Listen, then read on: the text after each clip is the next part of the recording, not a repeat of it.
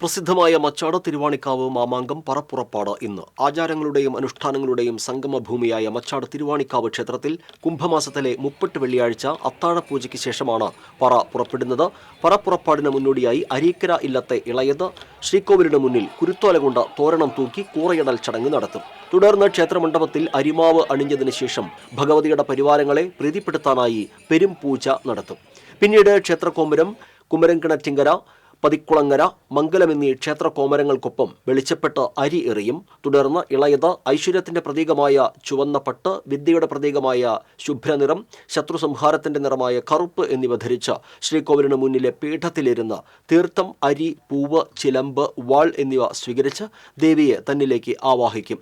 അവകാശിയായ പാലിശ്ശേരി തറവാട്ടുകാരനവരുടെ കൈപ്പിടിച്ച് ഓലക്കുടയുടെയും ആർപ്പുവിളികളുടെയും അകമ്പടിയോടെ പാമ്പിൻകാവിലേക്ക് പോകും. പിന്നീട് വടക്കേ ആൽത്തറയിൽ വിളക്ക് തെളിയിച്ച് പ്രദക്ഷിണം വെച്ച് അരിയെറിഞ്ഞ് എടുപ്പന്മാരുടെ തോളിലേറി ക്ഷേത്രത്തിന് കിഴക്ക് വശത്ത് ആദ്യ പറയായ ഹരിജൻ പറ സ്വീകരിക്കും. പിന്നീട് വടക്ക് ദേശത്തെ പറകൾ സ്വീകരിക്കാനായി പുറപ്പെടും. ഈ മാസം 20-നാണ് മച്ചാട് മാമാങ്കം.